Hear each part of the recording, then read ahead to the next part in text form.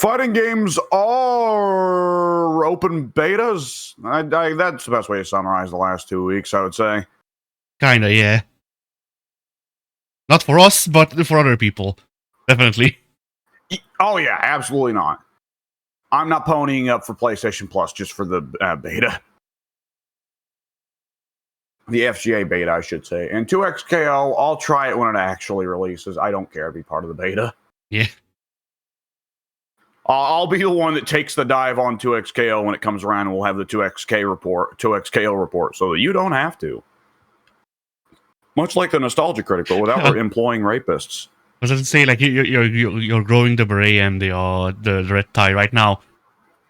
Yeah. It's all organic. And all of my jokes revolving around me having a Glock for some reason. Yeah. All of your jokes revolve around employing a black guy and a woman. Yeah, that was... I watched a fair bit of Nostalgia Critic as, like early teenager, but that was when I was starting to go like, oh, this sucks hard. Yeah. I mean, good on Doug, because he turned it around. Like, I saw there's a group that I watch sometimes, and they made fun of him years ago, like, very badly. And he was on the show recently, and he just did the bits, more or less, and like left at them. So he's good. Yeah. He's cool about it, Yeah. Oh shit, that's it. Oh, excuse me. Yeah. On the other hand, Linkara, they also made fun of Linkara, and Linkara is in a blood feud with them. Well, a one-sided blood feud, but still. So I see. Okay. I haven't paid attention to what he's done. I thought like he switched from doing comic book stuff to like making his own Power Rangers movie or something. No, he's been allegedly he's been working on like some Power Rangers review for the past like 12 years more. Okay. Yeah, I'm not a Power Rangers fan, so of course I'm going to have the opinion of I don't care, what's the point of this, yada yada yada. But I always found it mystifying at the time because it's like, well, everybody tunes in for your comic book stuff. Why suddenly all about the Power Rangers? But he doesn't have to answer me. He's free to spend 12 years working on Power Rangers if he wants. It became a joke because, like, when like he announced it allegedly or something like that, and then he started working on it, I would assume. But there has been no progress, no visible progress for the fans. And then whenever he's asked about it, he just goes, "Hey, it's being worked on." Yep. In other words, he's waiting for other people to do work that he doesn't think he can do, and alternatively, he keeps looking at the script and going, "No, this part sucks. I'll add this part." And then a month later, he looks back and goes, "No, this part sucks. I'm going to add this part." Yeah.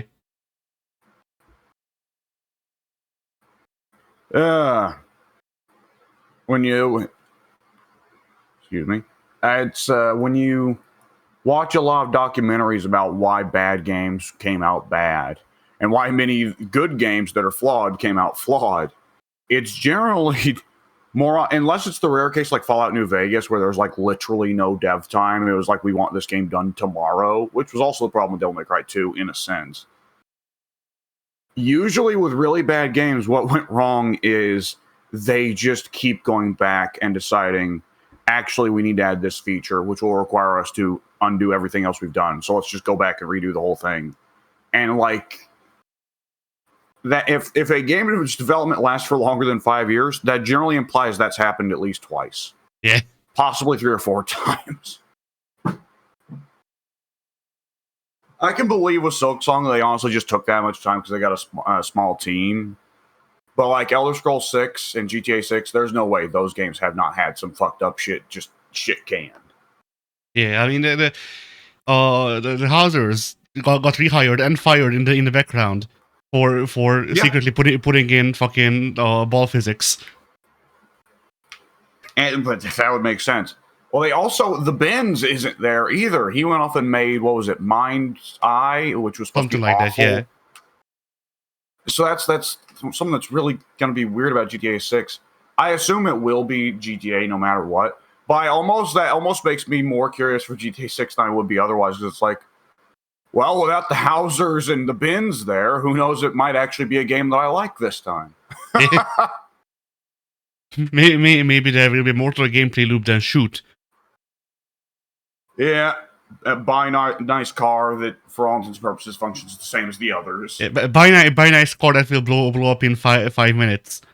Buy new car. Just go back to stealing cars. Whatever pedestrian happens to be nearby.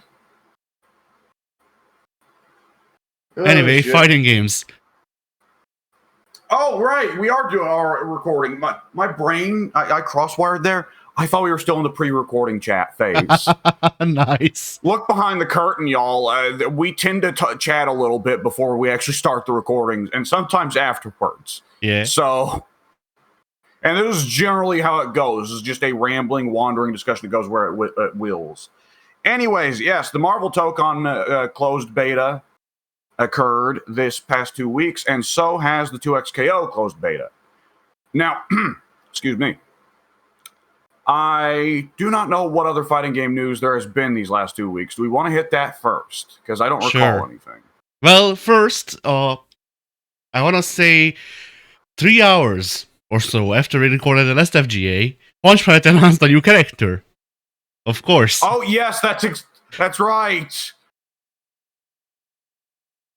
The guys at Punch Planet have got a real thing going on for muscle women.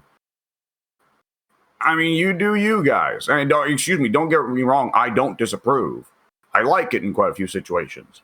But it's just weird because you expect more variety from character designs in a fighting game roster, you know? Yeah. It's the opposite of a lot of fighting games. Because there's a lot of fighting games, especially that come out of Japan, where it's like, well, NRS is also pretty guilty of this. But there's a lot of fighting games where it's like, okay, how many tiny effete women do we need on the roster? Can we introduce at least one muscular one or fat one, please? Right? Yeah. And I was very unfair to criticize Japan for it because NRS is really bad about it. Shiva's like the one muscle woman on the Mortal Kombat roster, and she's barely there half the time. And not there at all the other half. But it's kind of weird for Punch Planet to go in the other direction. It's like, okay, we're going with the 80s theme. Can we not do introduce like a Princess Jim and the Holograms or a Sailor Moon sort of character? So that if someone wants to play, exactly, David Bowie. Just license him out and put him in the game. Yeah, that's the plan. Yeah, it's a bit odd. She also didn't look terribly exciting as a character, though I will say that's not too surprising. Punch Planet is not a very over-the-top fighting game. Yeah. My biggest thing, because Punch Planet does not appeal to me. I am not the demographic for Punch Planet. But one thing that really felt wrong about this character specifically, and I guess it might be a problem with the other characters too, I just didn't pay too much attention, I guess. But during the trailer, her voice lines were already grating on me. And that's not a good sign. Yes. They were repetitive. I do think that's a problem with with the already existing Punch Planet characters. We just didn't notice because when we play fighting games, we talk. Yeah. So we weren't listening to the characters, we were listening to each other. I do think to a certain degree that there are some lines that are going to get skipped over in a fighting game because you get used to listening for the hit sounds because you're trying to use all of your senses to play good at fighting games. Yeah. But it is definitely noteworthy that it's like a bit lacking comparative to, let's say, Capcom, who's historically been really good about giving characters iconic things to say during fighting game moves without making it too repetitive, Deadpool aside. And even then with Deadpool, it's like, well, it's Deadpool. That's kind of his thing. He's annoying. Not getting into the goofy Marvel 3 Spider-Man combos. See you later. See you later. Oh, shit. God, what? I forget. What Marvel game was... Oh, God. Marvel Infinite. Do you remember the thing at launch where Spider-Man had a Infinite combo? No. So the reality stones, like, V skill move, the button you get just for free by picking the reality stone and pressing heavy punch and heavy kick together, is you put out a very slow fireball, right? But it's heat seeking, but it's very slow. Yeah. So Spider-Man had an infinite combo if he just picked the reality stone. He would hit you with web ball, so you get webbed up, then he'd put out the reality stone. Oh, right. And the reality stone would wait until they unwebbed to hit them, and you hit them with another web ball while they're in hit stun from reality stone. Fuck. Which, as if the reality stone wasn't terrifying enough in that game, Yeah. Granted, all the reality stones have something to be terrified of in that game. Well, Time Stone. Well, no, Time Stone still activates Canadian, so that's pretty spooky. But reality stone in particular is the I don't know what the fuck is about to hit me stone. Yeah. Reality stone is the hope you're not playing against Dormammu already stone. All right. Man, it's gonna be like this is partly just the nature of Marvel vs. Capcom, because like Cable was definitive for Marvel 2 and he didn't come back for any other games. It's gonna be weird if we do get a Marvel 4 or a Marvel 5 and there's not gonna be Dormammu, because there's no way they're gonna bring back Dormammu. Yeah, no. But like, to me, now one of the definitive elements of Marvel vs. Capcom is power over the power over the power over the power over the power. Nonetheless, yes, that's Punch Planet news. Yeah. Then, Qiddiya fully acquired Evo. Evo's organizer. Anyway. Yes, which I have not seen a tremendous amount of talk around, and not in a way that, like, when there's not a tremendous amount of talk around a controversy, it generally means either A, it's not that controversial because no one minds, or B, it's not that controversial because everyone's opposed. I think this is the latter category. Yeah. Because pretty well the only news that came out about it in the fallout was just simply Jam saying, okay, I'm done with Evo. Fair enough. And he's commentated like the last 6 or 7 Evos, hasn't he? Yeah.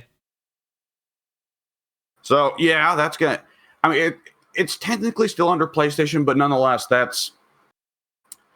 is a pretty brutal thing for Evo, potentially.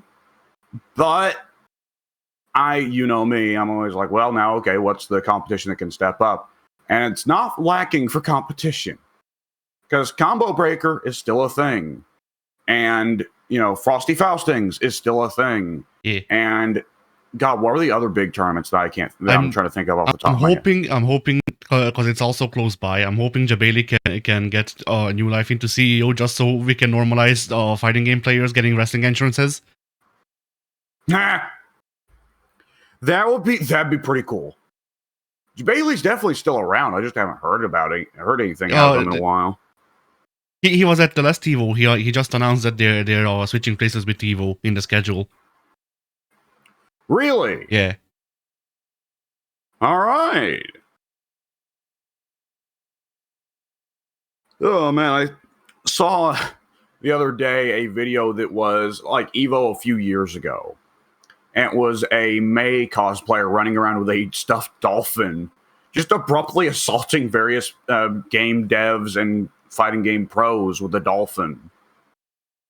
And it was a very amusing little clip to watch just to see the differing reactions. And she at one point goes after Jabali, and Jabali puts it over, and he doesn't take a bump because they're on a concrete floor that fucked up his back. But he Foe takes a bump. It was great. And she tries it with Harada. She throws the dolphin at Harada, and Harada, without even looking, bats it out of the air. And then Harada stops and goes, "Wait, did I just do that? Holy shit!" And of course, the video editor, God bless him, put a Street Fighter 3 parry sound effect over it. Yeah, as you should. Yep.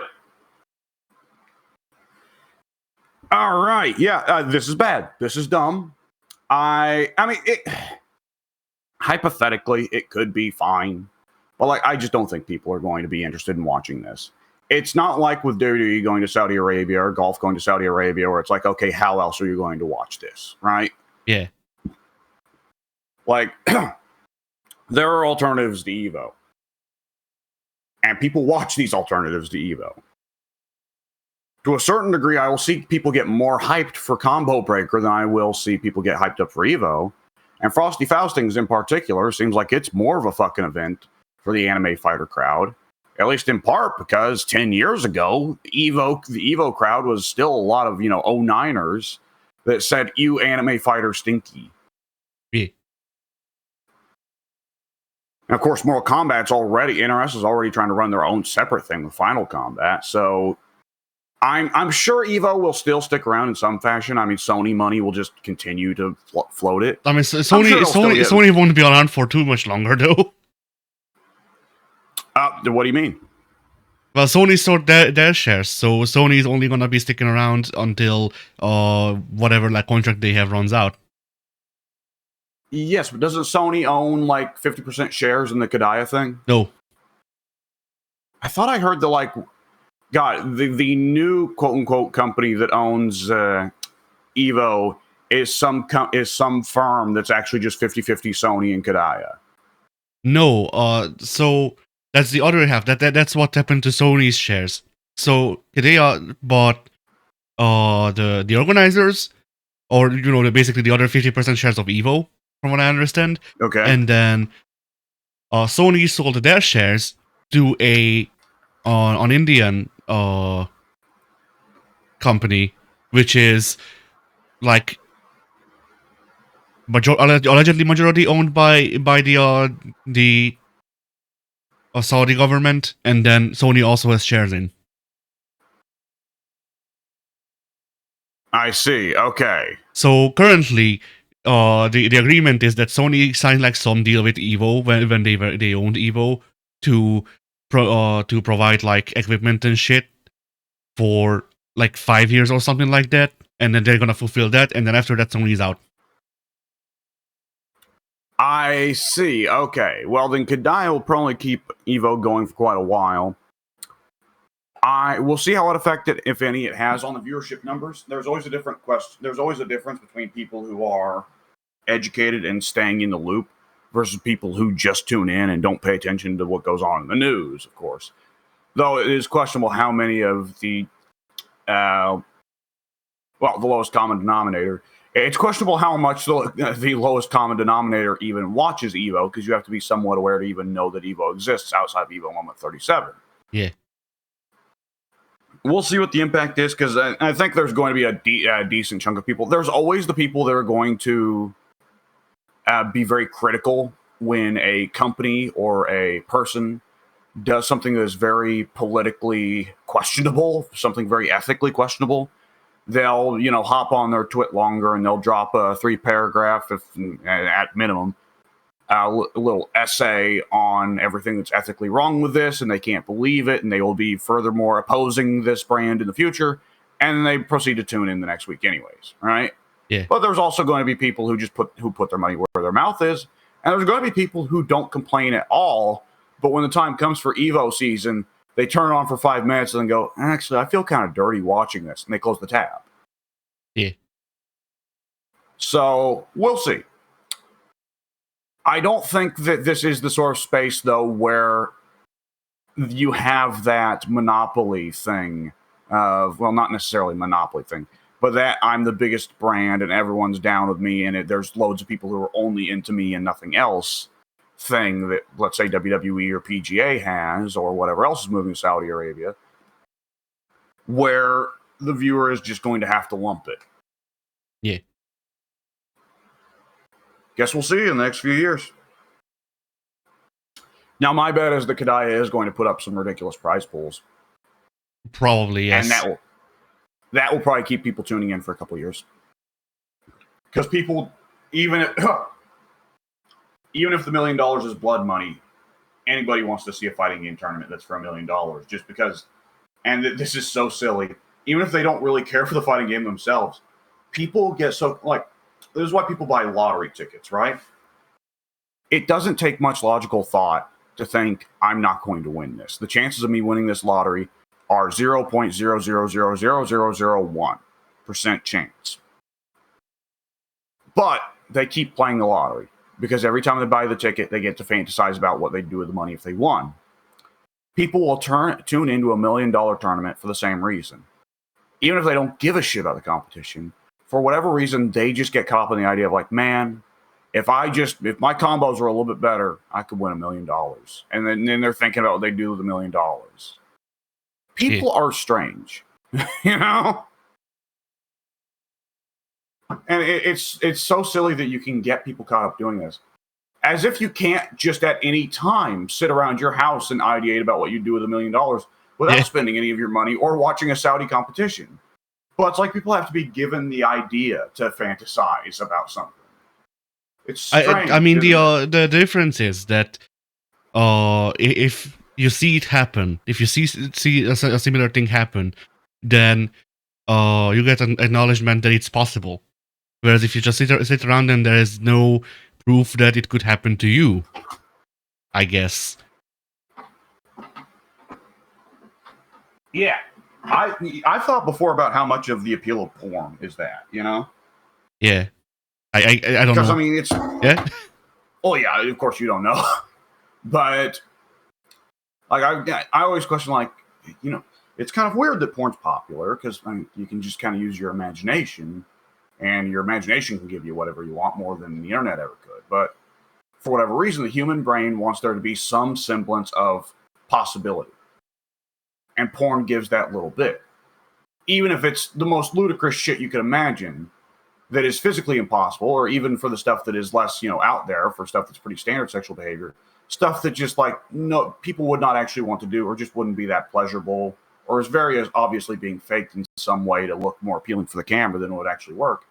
People just want that little bit of what they think is a reality actually occurring to jog their imagination, and they otherwise can't do it. Yeah. In other words, what I'm saying is there's too many people that didn't play with toys enough as kids. Yeah. I mean, you know, it's one of those things where, like, that's true, but also, have you looked at the toy market recently? Yeah, and Ted did say, like, the other day that, like, Ted, of course, keeps up on this stuff better than us.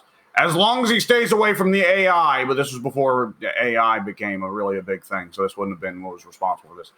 But Ted did say this, like, the studies are saying, like, actually, no, kids' imaginations aren't really being impacted by the move away from from toys towards tech. Well, I don't know. I don't know. Oh, I don't know about that, just because, like, I know that my niece doesn't really like. She grew an imagination, but it took a lot longer. But at the same time, it's one of those things where, like, you know, there's still toys for babies being made, but there's the chunk of, like, something like 4 to 9 years old where no toys are being made if the toy isn't like slime or Yu-Gi-Oh cards. And yeah. we used to have more of a choice of what we got, you know? Yeah, I think that at least for us, like, obviously can't speak to girls' toys, but, like, I think you and me being boys, of course, back in the day, you know, we had superheroes, Transformers, G.I. Joe, He-Man, yada, yada, yada. But as we grew up and as the Generation X grew up, because they're you know, just as big on it, if not bigger, as the millennials, it increasingly became a thing of like, well, we're still making G.I. Joe and Transformer and Superhero and He-Man toys, but now we're making them for the kids that grew up with them, which are now adults. Yeah. Which, like, I'm not saying is anything dirty, certainly not. I have said before, I would absolutely have a collection of action figures if it weren't for A, I don't have the space, and B, I surround myself with enough stuff that if I were a woman and I walked into my room, I'd go, I would not fuck this guy for $1 million. See, my thing is that, like, when I was a kid, I used to buy, like, action figures with high amount of articulation. Not even collector's figures, just actual action figures that they sold on the toy aisle had big articulation. And we're going back to the 80s, where even if you see an action figure, it's like, all right, the head swivels, everything else is rubber. Swivels. Yeah, you might get the shoulder, a little bit of shoulder action, a little bit of hip action, but yeah, I grew up with quite a few hand-me-down G.I. Joes, and, like, those were big because, like, holy shit, elbows and knees and waists. Yeah. See, like, the toys that I got, like, I didn't get a lot of a lot of toys, but the toys that I got very, very highly articulated, so I'm just used to what has now become collector's quality action figures. Yeah. And I mean, the real baller shit was when they would have the shoulder blade joints, right? yeah, When only could the shoulder roll, but you could push the arms backwards and forwards. That was crazy. my Action figures that could do a fucking bear hug. my Akuma actually the peg joint broke off of it one side, so his arm comes out. It's very funny. But Oh man. But that one is a collector's figure, and in fact, it's very rare. So if I didn't actually play with it, I could get big money. The thing is, I chose to actually be a kid, so yeah, absolutely. I've got a big tote somewhere of action figures that I'm sure some of them are valuable. By this point, it's like I can't be bothered to look through them for like selling them. I'm going to hold on to them until I have a kid, or alternatively, someone just tells me to get rid of them. But whenever I do either of those things, I'm going to have to go in there with like a gas mask and some like Lysol wipes, some alcohol wipes, because rats have almost certainly taken a shit in that toilet. Oh. And that is instant death. Well, not instant. It's actually quite agonizingly slow death. But that is death. Do not inhale rat poop fumes because it will kill you. All right. But what if you get high, though? The most unimaginable diseases.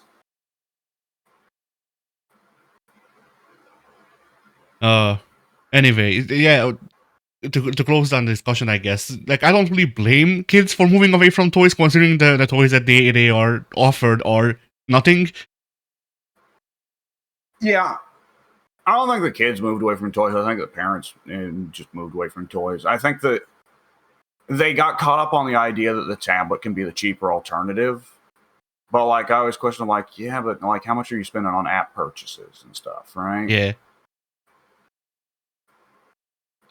I mean, it's of course things move forward, time moves on. Shit that you did as a kid, goes away for the generations that come after.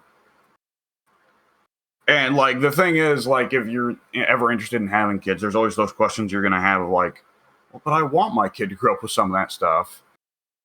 And there's some stuff where you're like almost preparing it, like, oh, one day I'll have a kid, and this will be what a great collection to bequeath upon him. Yeah, the gas-powered pogo stick. Yes. I mean, I sometimes look at my Steam library and I'm like, man, there are some games here that I would have killed to have as a kid. And at a certain point, I have to go, there is a strong chance that my kid is just not into this. There is a strong chance that I end up with Mr. Football Player, Basketball Star. And he's going to look at me going like, hey, don't you want to play this, Lego game that lets you build anything out of Legos? And he's going to go, no, why would I? And I'm just left there like, man, that was the game of my dreams as a kid. What's a Lego? You mean the new currency? Yeah. Good fucking exchange rate on those. There is a little like mom and pop, though I assume that they're not really that old, the owners, but there's a little mom and pop secondhand Lego store here in the town I live in. And they've got these big buckets of bricks that's just like, just stick in a handful and we'll pay you. We won't pay you, my God. You pay only like $1 or $5 for so much pounds of bricks. But then they have a rack of minifigures in a glass case. And it's like $1 for, a pound of bricks. Oh, that's pretty good. The minifigures, it's like, do you want a Wonder Woman minifigure? $80. Yeah. I'm surprised they sell the bricks that cheap. Then again, I guess it depends on how much weight is $1. Because yeah, yeah, it is. I mean, it makes sense. People get attached to characters, but that's still just like, whew. Yeah, I think apparently that's what you're paying for with Lego sets. Yeah, I mean, see, the thing is, like, I never got the Lego bug. I liked Bionicle, and Bionicle is dead. Bionicle has been dead for nearly 10 years again. So, God, hasn't it been dead for 15? They brought it back in 2016, They tried to do a thing, Really? yes, but they tried to do a reboot, but it used Hero Factory parts. So the people who liked Bionicle originally didn't really buy into it because they didn't like Hero Factory. And Yeah. yeah, that's it. That's about all that happened. It sold all right, but not good enough to actually continue the line, so they didn't. Yeah, I remember when they introduced the arena, like the gladiator themed Bionicles. I was like, what are we doing? Where are we going? You know, as like, 10-year-old. And then they did Hero Factory, was it? Yeah. Yeah, and I was definitively out, which I mean I was like closing in on 13 anyways, and 13 was the age where I abruptly decided no more toys. So wouldn't have been a long run even if I wouldn't have kept going even if they'd stuck with Bionicle, but still. Yeah. I mean, like my thing is like my Lego stuff was like the Exo stuff, whatever it was called, the basically the mechs, the one where Lego decided to make anime, and then I can probably get a picture of that.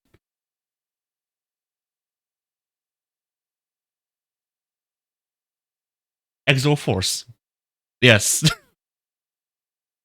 Excuse me. Excuse me. And can I find the guy that I had? Probably not. It was this big fuck off mech. It was black and red, of course. Yeah. And this was like something that they did. I forget why they did this. And then Bionicle was running concurrently. I think. Well, the Gen 2 or 3. Like I think this was like just before they went underwater. Oh god, yeah, I remember the underwater stuff, which I thought a lot of those sets were cool. Yeah, I like most of the sets that like I think I was around for Gen 2 onwards. Yeah. I'm sorry, I looked up and saw Fat Kill. Oh, it caught me off guard. I forgot. Yeah. Okay, well I can find the guy that I had, but this is basically what the sets were like.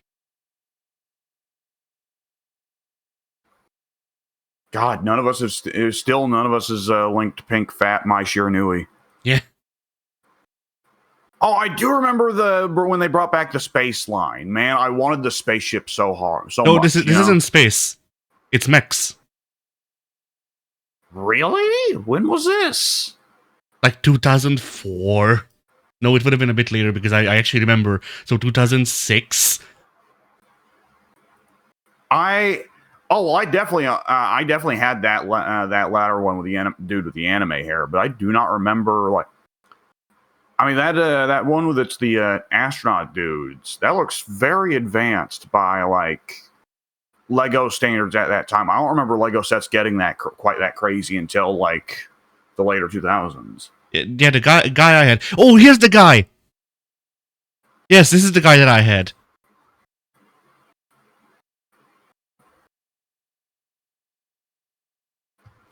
Oh, that thing! Right, I remember this. Okay, yeah, I didn't have. I don't think I had that set, but I had one of those guys because I had that little robot minifig.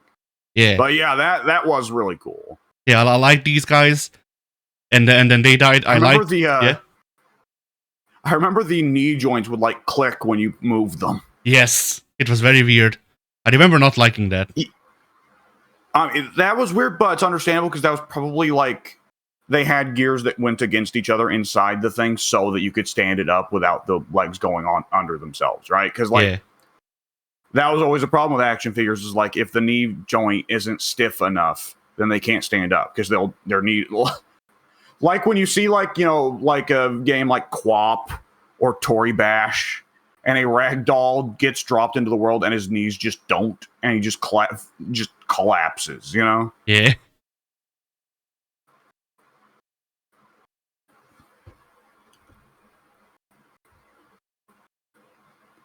So yeah, like I like these guys. I liked fucking Bionicle. I liked the Night set, which also died very fast. When they brought them, like, I remember really liking the orcs with their big, ugly, clumsy helmets. Was it Knight's Kingdom? Because it's not the small knight stuff. It's they made like big proper action figures. It's these guys. I had like a King Arthur, more or less, from that line. Oh, this thing. Yeah. Right, I did have one of these guys. I did think these guys were a bit weird though, because they were. To me, like Lego stuff, like it's natural to put Lego here's the things. guy I had from that line. At least as a kid, I thought it was natural to put Lego stuff next to each other. And they looked like so. I had that guy. Yes, I had that guy. I remember. I found both of the guys that I had from this. Shit, because I had like his spiky ball came in 2 pieces. Yes. Well, like when I thought, like when you put these guys next to like a Lego minifigure, what are they? Just giants? That's what I thought as a kid. I was like, well, what's the deal with these guys? Yeah, they were just their own thing. Yeah, of course, that was the intention. But like when I was a kid, especially looking through, man, I had more fun as a kid looking through the Lego catalog than I did playing with the damn toys. Anyways, fighting games. There should be a Bionicle fighting game at some point. But anyways, fighting games. All right, yeah. Here's a bit of news I recall. It was stated by Capcom that got what upcoming tournament? TGS. Best. Yeah, TGS. There. Oh, right. Tokyo Game Show. At Tokyo Game Show, Sea Viper is going to be playable. Yeah. Now, of course, once that happens, we're going to be seeing a deluge of Sea Viper content. We're going to be seeing like, here's her moveset, here's some cutscenes with her, here's what her alternate costumes will look like, or at least alternate costume 1, not alternate costume 2. So we'll have much more to talk about at that time. But I do think this is going to be interesting because Sea Viper is going to be a character with Street Fighter 6. The thing that's always interesting with Street Fighter 6 to talk about ahead of a character's released, and even more interesting to play when they actually come out, is how they expand every character's moveset and make them feel like a more full, complete version of themselves, right? Yeah. So there's been plenty of characters that in the past we've had to go like, okay, what are they going to give this character? Sea Viper is an interesting one because we've not seen her since Street Fighter 4. And she's not the only Street Fighter 4 debut character to come in on Street Fighter 6. Jury also debuted in Street Fighter 4. But with Jury, it's like, well, she changed a lot in Street Fighter 5, so all they had to do was, expand on her Street Fighter 5 self, maybe by giving her back a little bit of her Street Fighter 4 stuff. With Sea Viper, it's like, well, we know what she does in Street Fighter 4, but like that's not nearly a Street Fighter 6 moveset. So what the hell is she gonna look like? She's gonna have robots that do the assist moves from the other commandos. Oh Lord.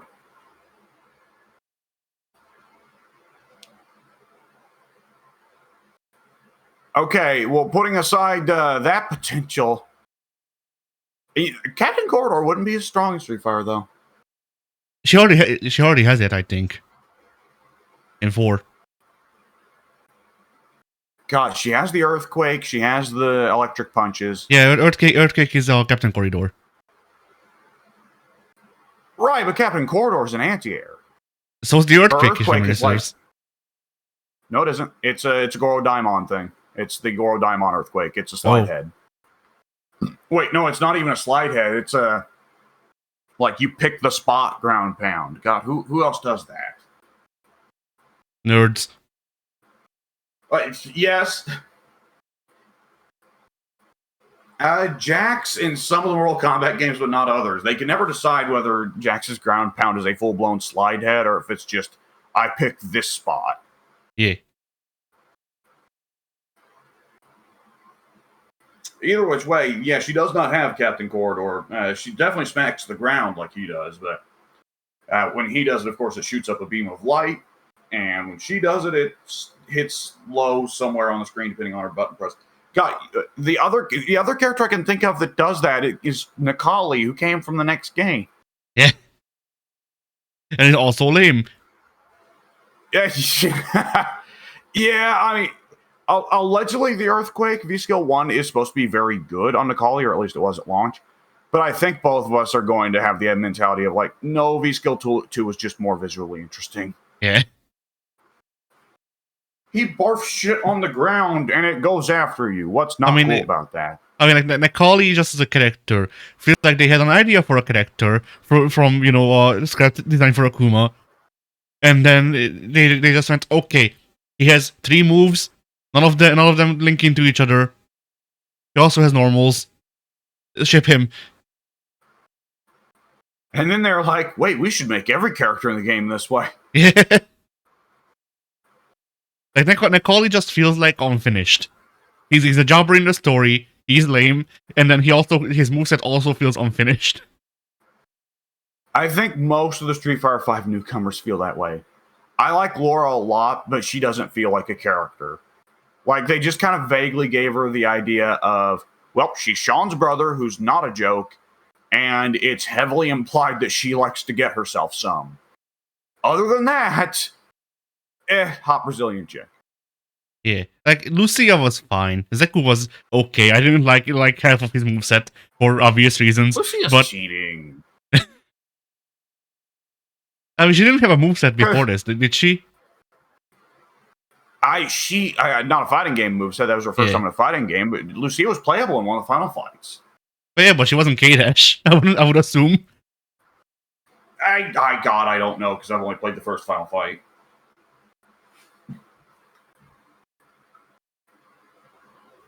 Nonetheless, yeah, curious to see what Sea Viper looks like. Is there any other news you've got on the old feed to hit before we get to the betas? Yeah, I'm checking. The beta mails. Oh, we got the release date for the Mortal Kombat Legacy Collection. Oh, okay. What is it? Well, this is for the Switch version, but you can assume that it is probably the same everywhere else as well.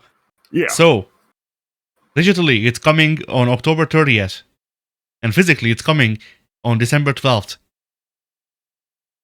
Whew, big gap, but so were Capcom's releases, if memory serves. I want to say the digital version of Marvel vs. Capcom Collection was more or less the same thing, like September, and then the physical was December. I don't remember. Of course, for Christmas, because it's just a classic. It's just a great Christmas gift to get. Yeah.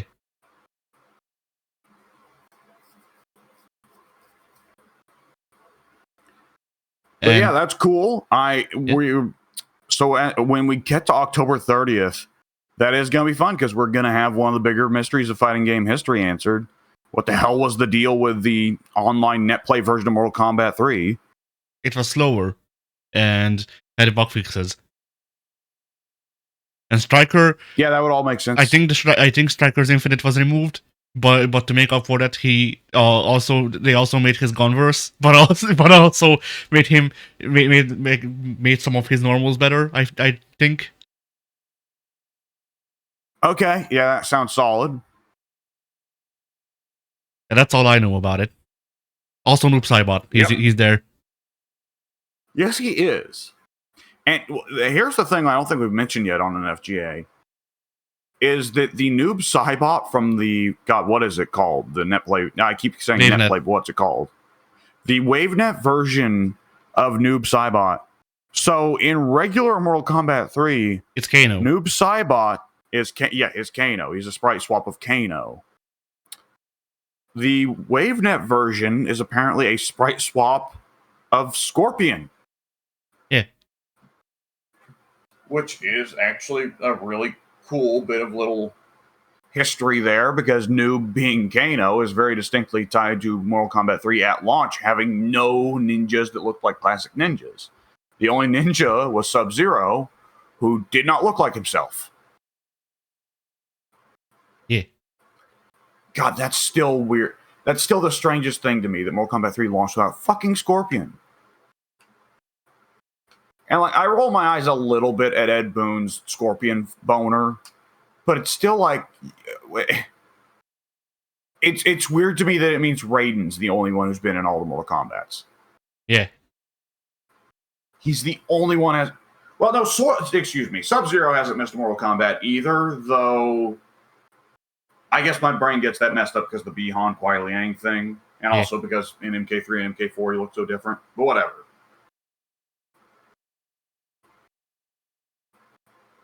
Huh. And of course, Johnny missed out on Mortal Kombat 3 as well. All right. Anyways. Okay. What else have we got? That seems to be it.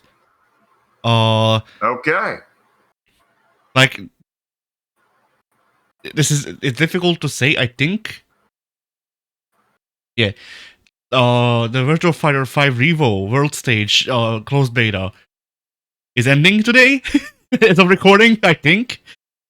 Because it says starting 10 to the 10th to the 15th, which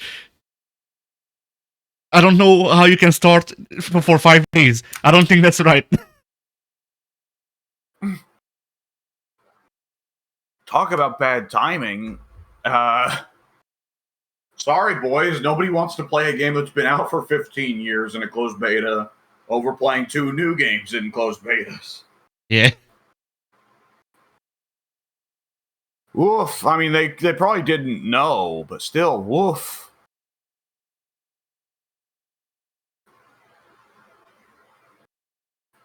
Yikes. Okay. So, let's hit the 2XKO beta first because I haven't heard much and I don't think we really care that much. Yeah. I hear people saying Blitzcrank is just as crazy a grappler as everyone expected. I'm like, okay, cool. And the only other thing I've heard is that allegedly someone went into the files and found that the stuff's already set up for Teemo. Oh yeah, they let me see. Yeah, the upcoming Battle Pass has 3 different paid tiers. Nice. So it is Riot. Yep. And then so this person found the art for it and Teemo was in it. So yep, that makes sense. Teemo's probably I would say Teemo's the most iconic league champion. But that's definitely wrong. It's Jinx. But Teemo's up there, especially as people who weren't in the TV show that's name escapes me. What was it? Arcane, there we go. Especially for someone who wasn't in Arcane. It'd be really weird if he wasn't there. It'd be really weird if they didn't have any of the cute little guys in there from the start, right? Because you got there has to be at some point Teemo, Moo. God, what was the name of the evil sorcerer one? I don't know. I paid. I'm sorry. What did you say? Oh, you bathe. Okay, I thought you said I paid, and I was like, first of all, I don't believe you. Second of all, what? There is no planet on which I believe that Addy the Hero pays Riot for anything from League of Legends. Also, that's not a viable answer for not know. That actually would make less sense as an answer for why you don't know the name of a League character if you paid them money. You pay them money every month to not play League. Yeah. God, was it Morton Kaiser? No, Morton Kaiser was the big guy. Whatever. Yeah. So it's cool to see Teemo's going to be in. It's probably going to be a trap-themed character, bombs and mushrooms and things. That's cool. And he's a cute little guy, so there you go. There's somebody on the roster that sets apart from the big boys. And other than that, the only real thing I heard about the 2XKO beta was people saying that they were very much expecting it to be a simplified game and for combos to be simple and easy to pick up. And allegedly, they are not. Allegedly, some of those characters have some really hard shit that you have to get down for their combos to work. I have heard it described that V has to do electric wind god fists. And not just in terms of literally keep using uppercuts to keep up her combos, but apparently there is also a timing to it, like they deliberately put in for her to have Mishima-style electrics, where you have to have frame-perfect timing to make a better electric version of a move. So, okay, that's a surprise, especially considering 2XKO seemed to be one of the fighting games that was definitively part of the simplify things for people who don't play fighting games movement. So I guess we'll see how that works, and especially if people throw too much of a hissy fit, if they'll back down on that. We'll see. Yeah. Other than The that, one thing I heard is that the controls are fucked. Just in general. I believe I also heard that, but I did not look into it in detail. So, in Project L, you press more button to do less, which is also where the execution things comes in, because the game would have no execution except it has 2 separate special buttons and like 5 different macros what would be macros, but I don't think you can use the regular inputs for them, so they're the only button you can do those things with. And Oh so, my god, are you telling me that you've got to do like Tekken Virtua Fighter nonsense of press these 3 buttons at the same time? no, there's 10 buttons in the game. There's 10 face buttons that you have to press to fight. I'm sorry, what? Yes, it's a 10 button fighting game. What the fuck? And so, they removed motion inputs because motion inputs are hard. Here's 10 fucking buttons when the grandfather of the genre is 6. And like that's probably the most. I can't think of a 7 or 8 button fighter. I mean, technically, there are games that are 7 button fighters because it's like here's 6 buttons and also like a dust or similar, like special buttons that you can press from time to time, but it isn't the most necessary. But like generally, we agree that 6 buttons is the most that you want if you want the game to feel good. So a lot of people's problems is a combination of people who are used to traditional fighting games coming in and having to adjust to not having motion inputs, and then also here's like 4 more buttons that you have to press. God, well, having to keep track of 8,000 keys actually works in a sense, because it's like, congratulations, this is now part MOBA. Yeah. Deal with this shit, asshole. Where's your hotkey to find your wards, dickhead? Anytime I talk about MOBAs, I'm like, man, I should reinstall Dota 2. And I played like 2 games of Dota 2. It takes me a year, and it's like, yeah, that satisfies my itch, and then I don't play it again for 6 months. Yeah. You would into a bot match and just eat trees. And then uninstall the game. They call me the lumberjack. But yeah, there's 2XKO and whatever the fuck is going on there. I'm almost curious with the 10 buttons what the fuck is going to happen there. Because that's going to be a serious question for just about everybody involved. Like, how the fuck do you even do that? Hang on, I'm looking at my... Yeah. I'm looking at my actual controller, not even my fight stick, and I'm counting 8 buttons really. And my fight stick, which I'm pretty sure I have the same fight stick as you, or more or less along the same fight stick, 8 buttons. Yep. Are we pressing start and select? Or oh god, are we pressing R3 and L3 for inputs? Maybe, I don't remember. Oh Jesus Christ! I mean, that's definitely possible on the fight stick you and me have, because it has not just start and select, but 2 other buttons up top. But what the fuck is someone going to do if they're working with a fight stick that's just 6 buttons and then start and select? It doesn't even have R2, the left shoulder stuff going on. Look into those sense. There's something magical about the idea of let's simplify fighting games by integrating it with one of the other most like notoriously difficult genres to get into, except that everybody gets into it anyways, MOBAs. Are we going to get into a stage of 2XKL where it's like there's 150 characters on the roster? What are you going to build from the item shop with 100 items? And also, what relics are you picking? Remember to buy boots. What lane are you going on? What boots are you wearing? Why are you not wearing boots? Yeah, remember to buy the sponsored Nike Air Jordans. After the first round, all right, who's killing Roshan? I'm gonna go jungle. Yeah. I mean, that could be a fun gimmick. I don't think they could implement it, but imagine if going jungling was actually a thing, and like it was a lane fight. Like you could have lanes and player one on both sides, I guess, are in the foreground doing damage, and then if both second players go jungling, then they can't be tagged in, but they're on the back lane fighting, and you can see them fighting. Dude, you said lanes, and I thought for a second you were gonna say like bring back Fatal Fury Real Bout. No, that's what I'm talking about. That is what I'm talking about. Okay. Yeah.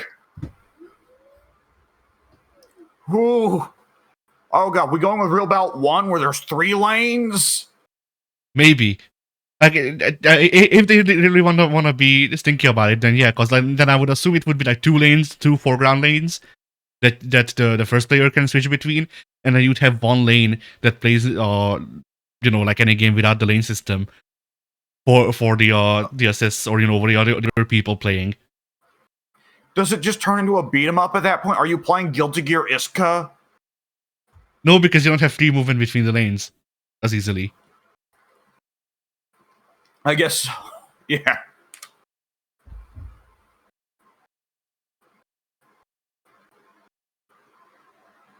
Yeah, man. All right. And the other beta that has been running in the last couple weeks was Marvel Toukon. Yes. Which generally... Oh, go ahead. No, I just said yes. Yeah. Generally seems like a very positive reception. A lot of what I saw social media talk on was either A, Kamala Khan is a nightmare, a fucking demon, a tiny little shit goblin, or B, yo, look at my hype Doctor Doom combo. See, I saw the opposite. I saw a lot of people, like, I saw basically nothing about Kamala Khan aside from the meme I posted. And then most of the things was like, I saw where people talking about how they're disappointed by how the game feels. It feels very safe and like you can't really do much in it. Okay. Those are pretty well opposite takes, yeah. So the truth is somewhere in the middle, probably. Kamala Khan is balanced. Yeah. Doctor Doom is in possession of combos. Yeah, Doctor Doom is possession of a combo, but no more. Dude, I saw the nastiest nonsense that was like, what fucking fourth dimensional thinking are you doing, sir? It was some online match where it was Doctor Doom versus somebody. Yeah. And the other guy is rushing in to do rushdown. The Doctor Doom jumps, puts out an Aegis reflector in the air, which I didn't know he can just do that. He puts out an Aegis reflector in the air and then falls back down and starts blocking the rushdown. And he does the alpha counter, right? Where one of Doom's teammates comes in and slaps him away. The Doom player had spaced the Aegis reflector just right. So that when his opponent gets knocked up into the air by the alpha counter, he hits the Aegis reflector and bounces back, and Doom gets a combo off of it. Nice. I also saw a lot of people going, so Storm can get a command grab off of this, and a command grab off of this, and a command grab off of this. And I was simultaneously, I was like, oh God, I hope she doesn't get hit with nerfs. But another part of me is just rubbing my hands like, yes. Yes. That's the yeah. No, go ahead. That's the same reaction I have when I see most discussions about Akuma Online. But it's like, but then also like with Akuma at least, I don't know about Storm because I didn't see. I genuinely don't think I've seen footage of Storm in the beta. Funnily enough. Oh. Like, I saw a lot of Iron Man, I saw some Doctor Doom, I saw a lot of Captain America, and most of the teams were the same for some reason. Yeah, people are going to go with the safe picks. So it's like, okay, Cap's a Shoto, so let's go with him. But Doom's a weirdo because he's like set up nonsense. Kamala Khan's a weirdo because she doesn't have air dashes. She has to use the weird grapple hand. Storm's a weirdo because she's a command grab zoner hybrid weirdo. But yeah, like most discussions I see of Akuma kind of just boiled down to he's potential man. We should nerf him. Oh yeah. Which, like, yes, that he is potential man. A lot of times he's not just potential man, he is man. But yeah. I was thinking about this. There was some Guilty Gear video I saw that was basically 10 minutes straight of racking up every single Guilty Gear character and saying, I hate fighting this character because he does X. Yeah. And the ending of the video is simply saying, this is the way Guilty Gear works. Everyone on this roster does something crazy, which means that people just default to, I play the only honest character because everyone else has something crazy. Yeah. I hate everyone else's characters because they do something crazy. And like Akuma's in that, like that goes on for all fighting games. Akuma's a victim of it right now just because he's very strong in Street Fighter 6. But it's going to happen to whoever's the top tier. And to be honest, on some level, it's going to happen to Akuma no matter what. Because to a certain degree, other players are always going to be jealous of what Akuma can do. Yeah. In exchange for the fact that Akuma has less health. Yeah, except Zangief players who are sitting on in the corner vibing. Yeah. And Potemkin players who are sitting in the corner eating glue. See, this is part of why I enjoy being a grappler. There are a lot of grappler mains that are bitchy, by all means. Most of them are just glue eaters. We just want that neuron activation. Yeah. We are just the monkey looking at an SPD or a pop buster or, a rolling death cradle and going, yep. And that's it. That's all we need to say. Yeah. But putting aside me glazing grapplers, this to a certain degree, I mean, this isn't just exclusive to fighting games because, like, look at Overwatch or Marvel Rivals, right? My character, honest, legit. Oh, go ahead. I was just gonna say I haven't been following people talking about them, either of them. Okay, I haven't really followed Overwatch in several years, but Marvel Rivals is a game where you've played Marvel Rivals now, right? Yes. Turns out I'm actually good with Rocket Raccoon, which is good for us. Yep, yeah. I way back when the game first launched, I wasn't bringing it up because I didn't want it to be like. I didn't want to say like, hey, Addy, this game that you can't play is awesome. But as soon as I played a bit of Rocket Marvel Rivals, I went, oh, Addy would really like this character. Yeah.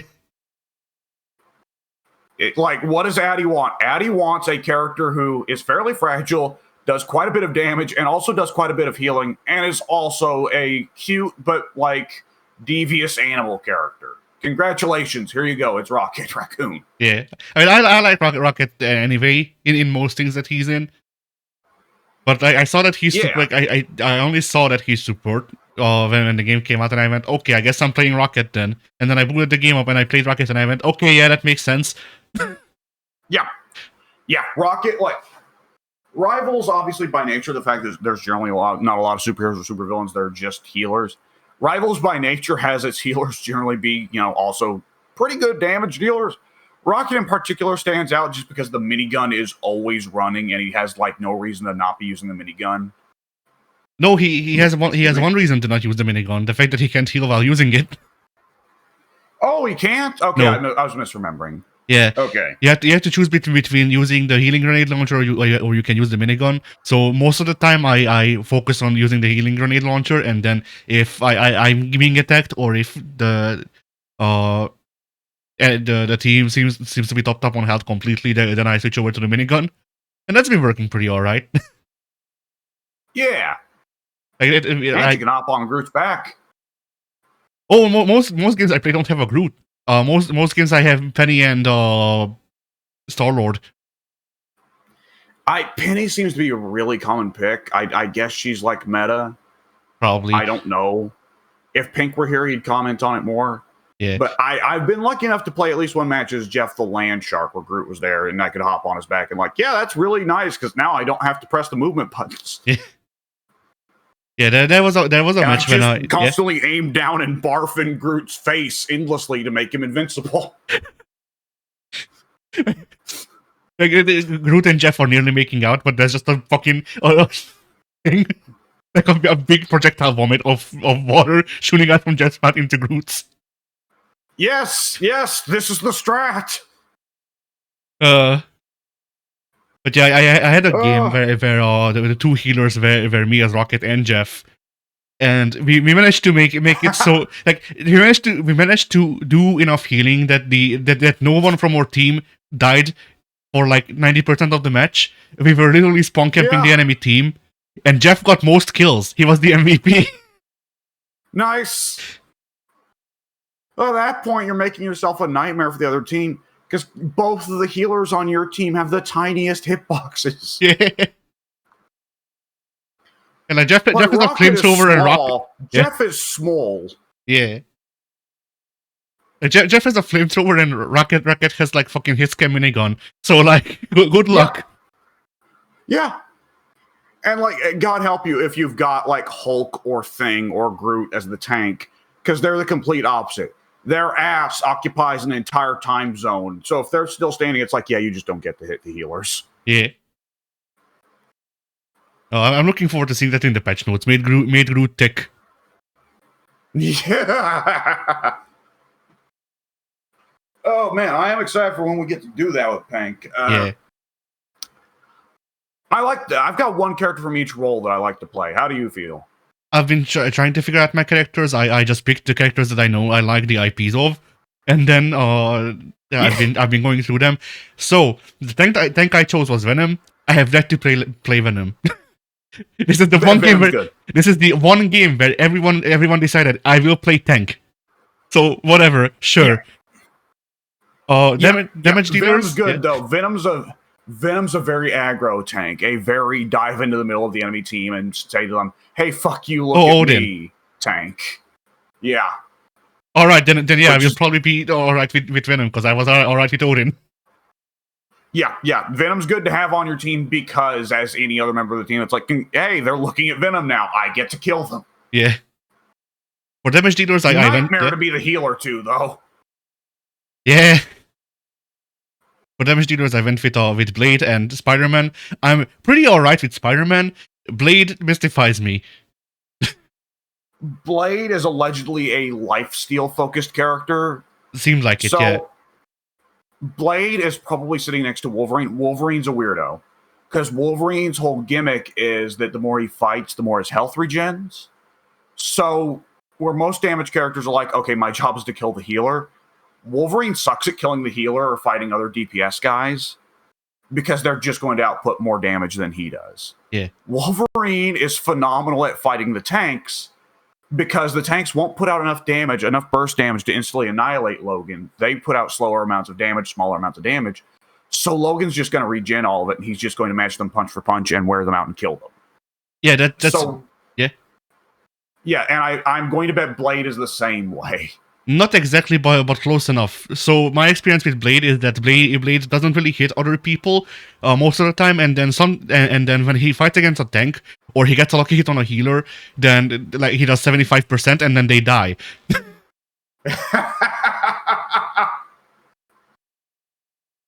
Which is still more reasonable than the time to kill for Black Panther, by the way. One of the most popular things you'll see on Marvel Rivals social media is clips of healer gameplay where they're just playing like a healer normally, and it's, the teams are matched up, there's no flanking going on, and then you just see a black blur pass over the screen, and the healer honestly just flops over dead. Nice. And it doesn't even look like anything killed them because Black Panther's moves apparently just don't really deal knockback. So like the healer will just honestly, it's just like they just ceased. They just did that. Like, when we get Pink here, Pink probably will, like... how Pink wasn't really having a good time with TF2? Yeah. I should have realized he was going to have an issue with TF2, because he specifically pointed out before that he really doesn't like Marvel Rivals having where a lot of the cast can get one-shot killed very quickly. Yeah, that's fair. So, yeah. Spider-Man, though, he is... allegedly really difficult to pick up. I've not played him myself in live gameplay. I messed around with him in practice for a little bit. But Spider-Man, as you could probably imagine, is the stupid movement tech character. Yeah. I mean, Spider-Man, even without the movement tech, Spider-Man seemed like he did big combo, and like it says that he's hard to play, but I didn't see that. because I guess I had good healers, and the combos were strong enough that the enemy, like, I could literally just pick out a guy from the enemy team and then just beat them for a minute and they'd die, and I couldn't. Yeah, So yeah. I have seen several clips where both teams spawn, come out of the gate, and the healer, within like 3 seconds of the spawn happening, gets killed by Spider-Man. nice. And they're like, what the fuck happened? And then it'll show Spider-Man's side, and he does the nastiest web swing shit to get from his spawn to the enemy team spawn in 2 seconds. And yeah, it also needs to be said, the web swinging mechanic in Rivals is the same as the one in the Insomniac games. So Yep. Yeah. And you can go pretty fast in those games. yeah. But yeah, and then for healer I got Rocket because I don't really need anyone else. I'm fine. Yep, totally understandable. Oh, all right. I go with well, not to keep going with Marvel Rivals. I'll just get this out quick. Yeah. I'm my tank of choice Thing, my healer of choice Loki, my damage of choice Punisher, as per usual. I thought you were gonna say Thing for all of them. Thing, yeah. That's not entirely wrong. The Thing can give teammates shield, so he's got some support capabilities. Anyways, 2XKO. Obviously, the jury is still out. The jury will remain out until the game comes out. But yeah, mixed things as to a certain degree. I think that's just to be expected. There are going to be different people that want different things out of the game. I did not hear as much people saying, "Oh, it's BlazBlue cross tag," as we were hearing in the days before the beta. Which, thank God. See, like what I heard is. Actually, I heard one of these for board games. So, Project L is Fight for the Grid or Battle for the Grid, and Toukon is Season 1 Fighter Z. Yes, that one I've heard a lot. I've heard a lot of Fighter Z. I've heard people saying it's not quite Fighter Z because the assist and tagging isn't really a thing. You can still tag if you want for the mix-ups, and sometimes you can get good Oki off of it because the way the tagging off of assist works. But it's not like Fighter Z because there's no God. What's the X Factor mechanic in Dragon Ball? Is it like heat or something? Flash, I think, something like that. Yeah, and I saw people okay, there's no super dash. That's a huge change from Fighter Z. And there's no instant transmission, and that's a huge change from Fighter Z. But in terms of the way the characters are built, it's very Fighter Z. And it's that makes sense. Yeah. I mean, as you would imagine, I heard that and I went, all right, now we will like Toukon. Yeah. When I was hearing that it's like Fighter Z, I was like, oof. Hopefully not in the ways that Addy doesn't want it to be, which in fairness, like I said, no super dash. In my understanding, that was a big reason you didn't like Fighter Z, right? Yeah. I mean, super dash is a big reason I don't like Fighter Z, and just the general game feel. Like the way the characters are built, the way it feels to control them feels incorrect to me. Yeah. So there's still a chance that I might like Toukon, despite everything. Excuse me. No matter what, it gets to be a safe kind of deal because you don't have to buy Toukon. We'll just parsec it. Yeah. All right. So yeah, there were the betas that were running these last couple weeks. And I think that's just about it for the fighting game news. Yes. Was there any particular topics you wanted to hit concerning other things? Let's see. I did come across a thing. Not a thing. Yes. A post from a person. As they exist, yes. It was a person asking. So the person said that they're Japanese, and they've noticed that in Japan, they seem to like more footsie style based nowadays, whereas the West seems to go for more combo heavy stuff. And they asked for elaboration for why we think that is. Oh boy. And like by footsie based, it needs to be noted they meant Street Fighter 6, but yeah. So I think to a certain degree that's not really necessarily new. Guilty Gear, I don't think has ever done poorly in Japan. And Skullgirls is like the only Western developed fighting game that has done relatively well in Japan. I don't think that Japan's opposed to hyper fighters or tag fighters or what have you. Well, no, excuse me. Hyper fighters by nature. However, you can go back to the late 90s and Americans were like, yo, Marvel. But it's been said before, Japanese players, there are major Marvel players, they're Japanese. But a lot of Japanese fighting game players look at Marvel as kusoge. Yeah. So I would not say this is a new phenomenon. And I would say to a certain degree that the gap has closed quite a bit since then. Because I would say that generally speaking, Japanese players, it seems like with the coming of Guilty Gear and Blaze Blue and Uni and Melty Blood, that those are a bit faster paced, more combo heavy fighting games that are also reasonably popular in Japan. I would also say that conversely, Americans have increasingly since 2009 become caught up on the idea that honest footsies are like the real way to play fighting games. But that is a serious debate here in America between one side that acts like the other isn't honest and one side, the other, whatever. Yeah. I don't know how it is in Japan for whether or not they put ethical and moral qualifications on these things. I don't know if in Japan they think that if you play a hyper fighter, that means that you're a shitty person. Like it so often can get to here in the West. And that's not to say that necessarily that if you don't like hyper fighting games or if you feel they're less honest, that means that you're morally looking down on someone who does play them. But people don't necessarily understand the way that their statements sound, or the internet being the internet, they just don't really care how you interpret their statement. They're going to make a statement that pleases them to say, and they're just going to say it.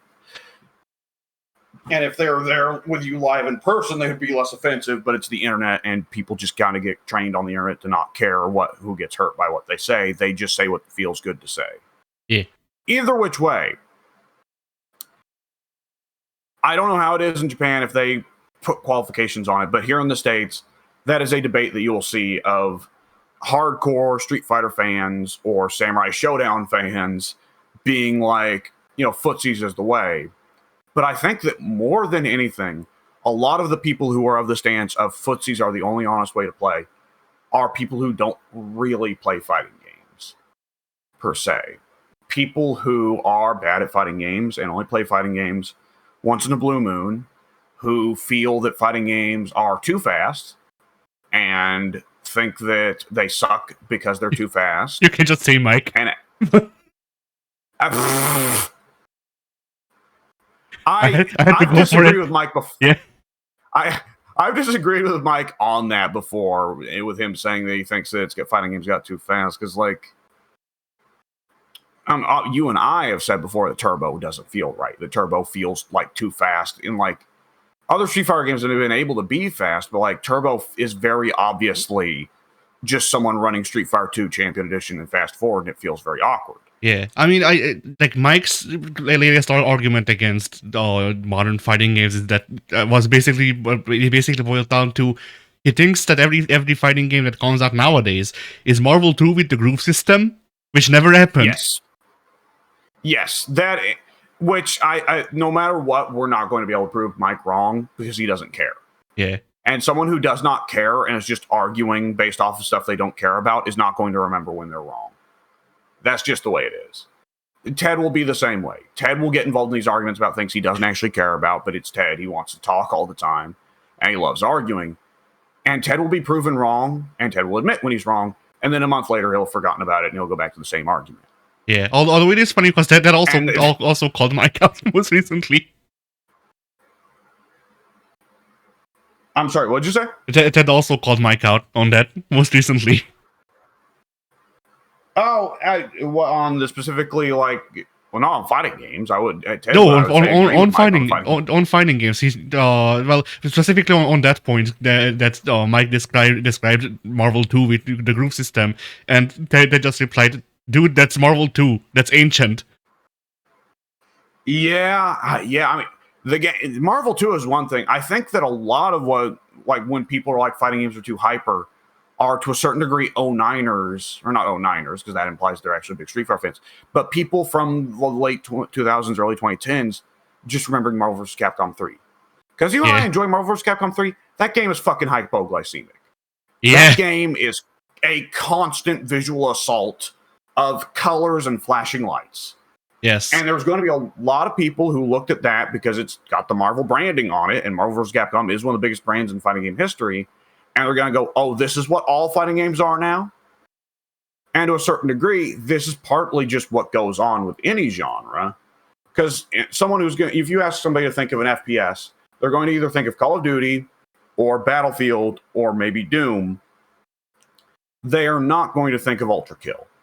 Yeah, and I will also add that, like, when it comes to visual clarity, I can and even will agree with Mike on there being a lot of visual clutter for no real reason in a lot of fighting games coming out nowadays. Because, like, I don't know, to me as someone who likes mechanically deep fighting games, a lot of the newer stuff to me feels like I'm playing fucking Mario Brothers, like the not the original Mario Brothers, but Super Mario Brothers on the NES, but it has the particle effects from KI 2013.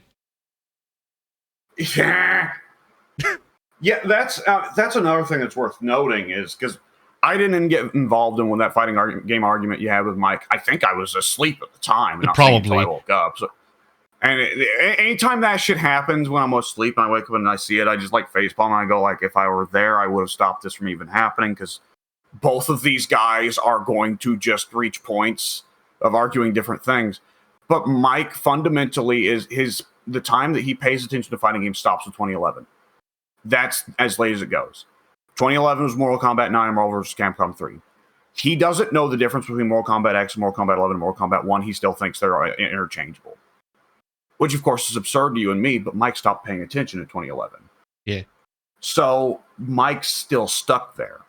And he's going to stay stuck there unless at some point in the years to come, a fighting game bug bites him and he wants to get back in and learn a little bit.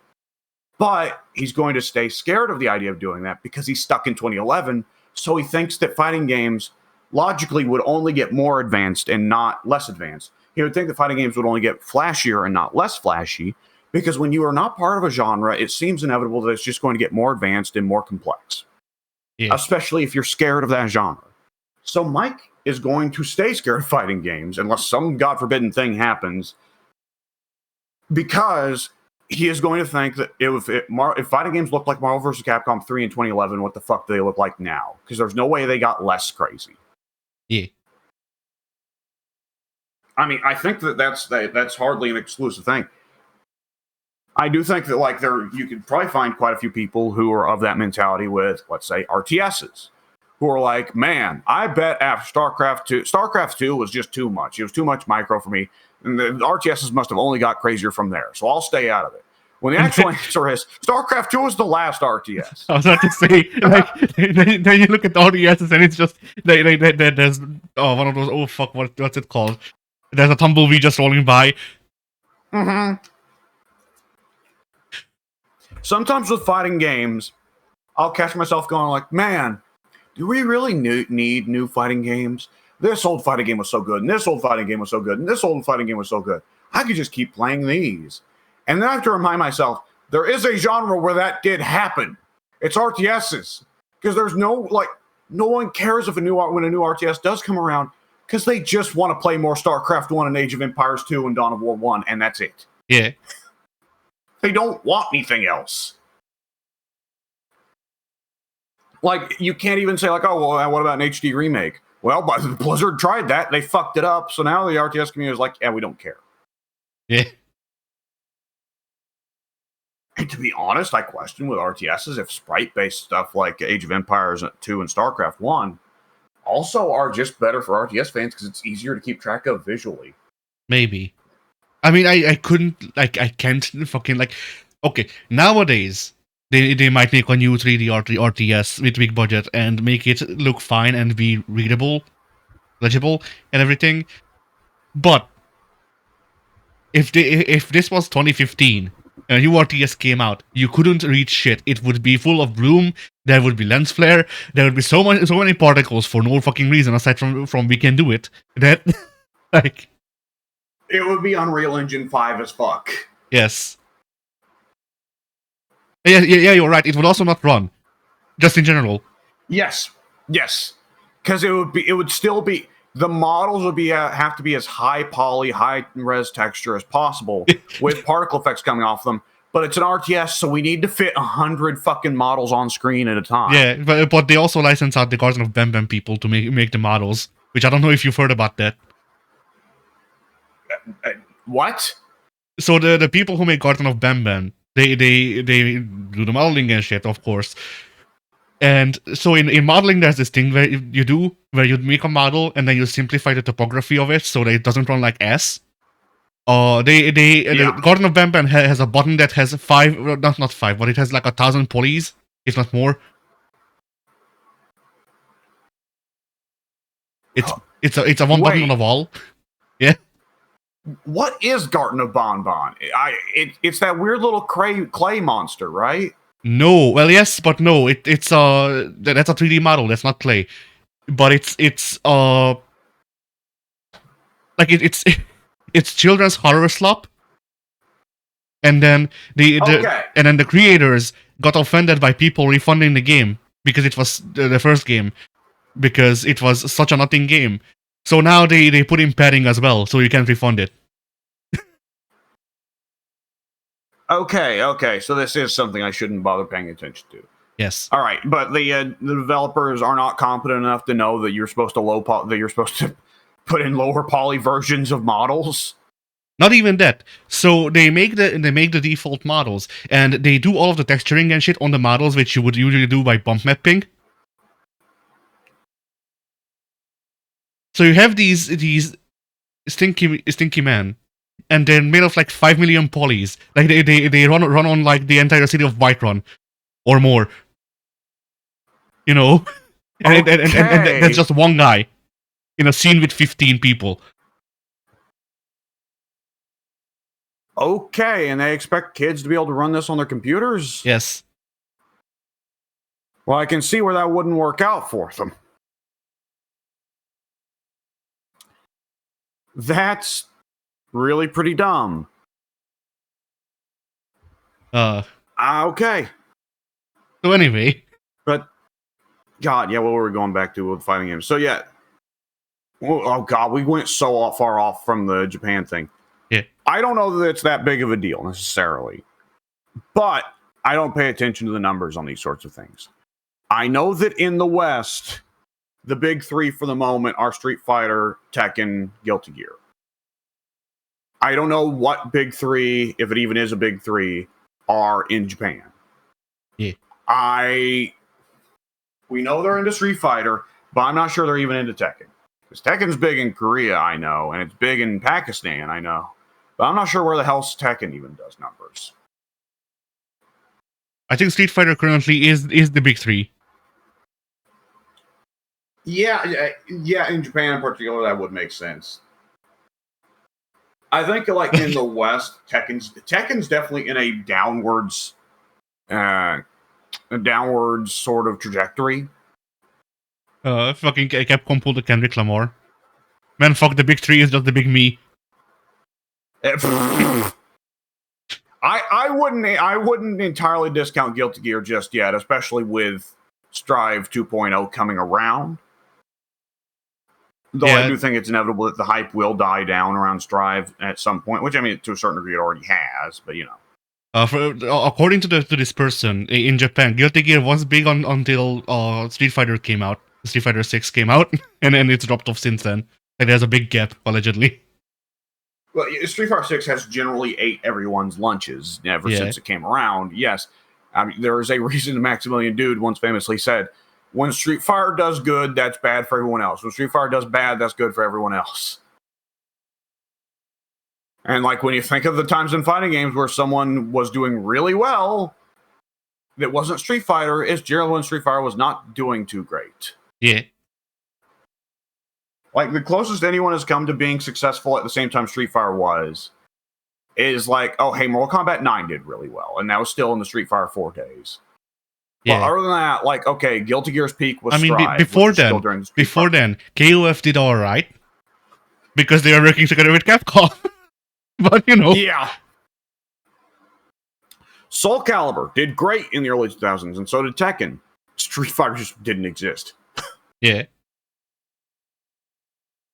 And like Tekken's sales numbers, you could see kind of shit themselves when Street Fighter came back, and then, hey, Street Fighter 5's here, and it's not very good. Look at that. Tekken 7's doing well. Yeah. And that gets really sad because sometimes the things do not line up the way you want for a given franchise, and the entries that you really wanted to do spectacularly don't do well because Street Fighter's eating their lunch. Yeah. But yeah, I do think there is to a certain degree a valid question there of how much does Street Fighter get to eat everyone else's lunch. I do think there's a valid question there of how much that affects casuals versus how much that affects hardcore players. And of course, there's a valid question of how much of it is regional. Because then, of course, when we get into regionalism, there's like, well, Street Fighter is not going to be necessarily so huge in South America because a lot of South Americans just can't afford it. And how does Street Fighter even do in Korea? I've never found that out. What does Street Fighter do in Korea? I don't know. Because I know that Juri was supposed to be introduced as the fan service character for Koreans. And allegedly Korea is the one part of the world that doesn't like Juri. Nice. Which I'm going to say this may be more politically controversial than we want on the show, but I don't care. Korea has a little bit of a history of nationalists throwing a big pissy fit over their video game depictions sometimes. In case you didn't, there was Sandy Peterson worked on Doom back in the day, and he also partly worked on Age of Empires 2. And when they were doing the first expansion pack, The Conquerors, they put in a bunch of civilizations that famously were conquerors in real life. And then Microsoft came to him and said, put in Korea. And Sandy Pearson said, why? Korea's not a conqueror. Like, Korea historically has been known for just kind of sitting in its corner, minding its own business, not invading other people. Microsoft says, put in Korea. StarCraft does well in Korea, so put in Korea. And Sandy Pearson was like, okay, we'll put in Korea. And they put in Korea, and they had, the single-player campaign. As per usual, every Civ gets a single-player campaign in Age of Empires. So the single-player campaign for Korea in Age of Empires is fighting off the Japanese invasion under, what was his name? The asshole? Toyotomi. And the Korean, allegedly, there was a big Korean nationalist snapback about it, saying, fuck this game, fuck everything about it, and fuck them for daring to depict that war. And so Sandy Pearson just pretty well said, like, well, back at Microsoft, we just had to throw our hands up and go, well, fuck us for trying, I guess. Yeah. So I think there might be, to a certain degree, that going on. What character, I have to ask, what character in Tekken is most popular in Korea? I don't know. Yeah, I have no clue. Every time I can think of like a Korean player, they're usually playing a Mishima. I can't think of a Korean player, though I am far from an expert. I've only seen very little bits of competitive Tekken. But anytime I think of a Korean player, they are not playing How Wrong or Baekdu Sam. I mean, it would be hard for them to play back considering he's dead. Yeah, but yeah. He's been sent to Super Hell. He really has. That makes me so sad because I actually like playing him. Either which way. I strongly suspect that the Korean audience is not so easy to please with just basic pandering, as many developers and publishers seem to think. Comparative to Americans, who you throw in just one American dude being really over the top, and we're like, yeah! I don't know what you were going to say. For Americans, you just throw in one American guy really overweight.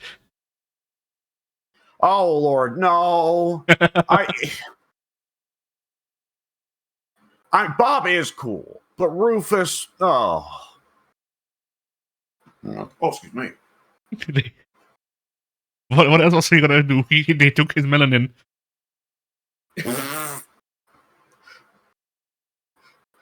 Joe Biden struck him 10 years early. Yeah, he was the test.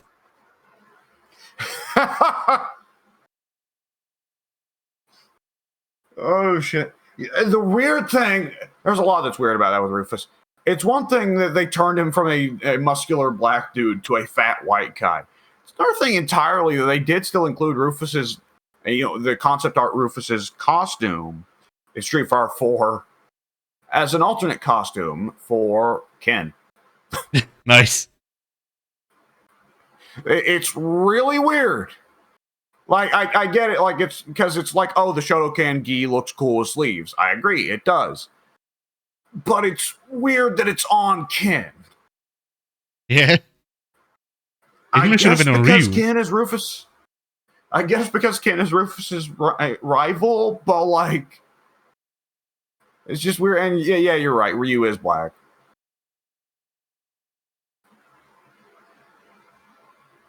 Yeah. The thing is, Street Fighter 6 will be kind of an oddity if they don't ever include a doofy hip hop Ryu costume. Don't they already? Street Fighter. They do. Do they? I think B-Boy Ryu was the first DLC. Yeah. Right. That's like, have they ever sat down and explained the lore for that? Because every Street Fighter game that has alternate costumes, Ryu has a hip hop alternate costume. He's from the streets. I guess that is supposed to be it. Like, God, I think that one of them did at some point explain that, like, Chun-Li at one point told Ryu he can't keep going into town to do his laundry in a gi or nude. So she convinced Ryu to buy just whatever was at the store, and he walked out with that. Nice. And I guess the assumption is ever since that just because Ryu doesn't pay attention to fashion and he just goes with what he thinks is cool, he just is like, man, you know who's the coolest? Run DMC. Ryu, how do you know them? You don't even listen to records. Well, that's another question with Ryu. What the fuck was Ryu doing before he was Kung Fu Man? Because Ken, like, he was Kung Fu Boy. Well, Ryu and Ken, like, came up together under Gouken. Yeah. We received no indication that Ryu ever started training before Ken did. And Ken is presented as almost certainly have just been a normal rich kid before he started training under Gouken.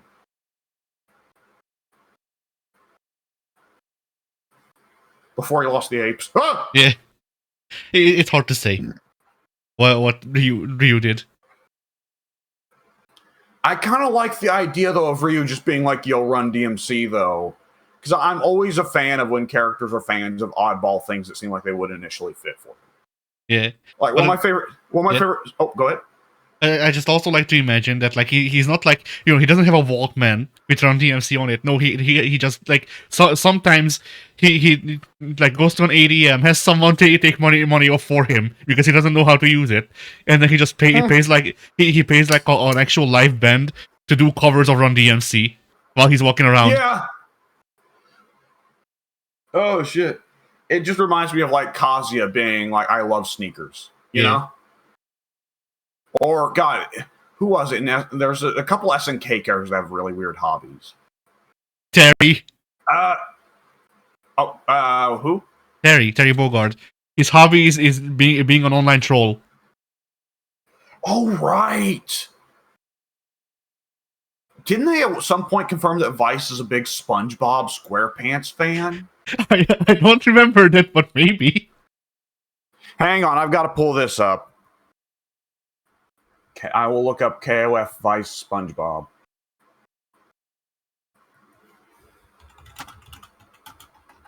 Oh, my Viki isn't working, so I typed in KOF Ice. How did it know? The top search suggestion is KOF Vice SpongeBob.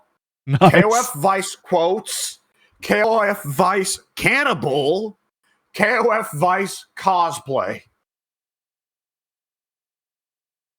Okay. Yeah. Oh my God. Yep. Hang on. This is official art from Falcon. Oh shit. Okay.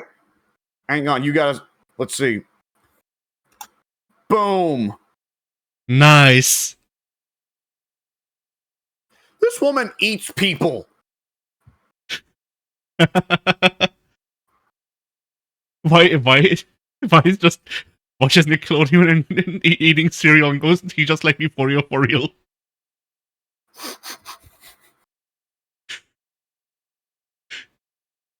Okay, I'm now also looking at the hobby section on her bio.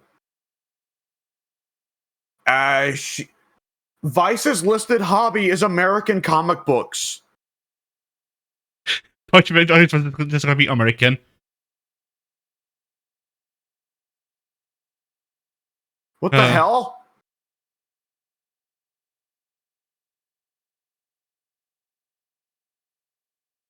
I bet, yeah, we could go through like all the KOF bios and see some wacky hobbies. Yeah. Well, Rugal's is sadly accurate. Rugal's hobby, resurrection, collecting bronze statues. Fair enough. Forte in sports, none in particular. He's good at everything. Explain to me, what is everything? Everything. All of the sports? Yes, you sit him down. Like, if Rugal signed up for Evo, he would win. Okay. Anything that's ever been considered sport. He's good at hunting, he's good at swimming, he's good at video games, all of them. Okay, this raises several questions. Because I'm like, okay, on one hand, I've just now in my head, I'm thinking of Rugal Bernstein playing basketball and apparently being Michael Jordan level. Yeah. He genocide corners the ball into the hoop. Yes. Or alternatively, Rugal is really good at curling. Yeah. He moves that broom like you wouldn't believe.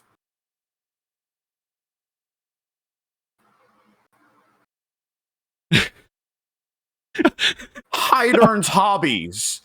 Fishing and collecting metal figurines. I just got this visual of Rugal gigantic pressuring a fucking a ball in American football.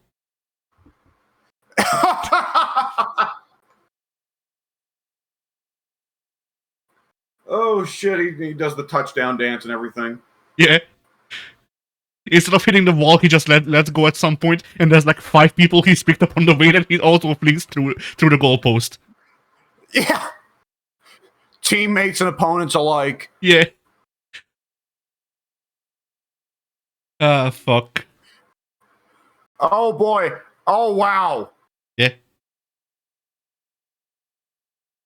Leona was at one point in one of the Metal Slug games, I think the most recent one I'm going to guess, stated to have been born in 2010. Oh no. Which, well, Metal Slug's set in the future, isn't it? I don't know.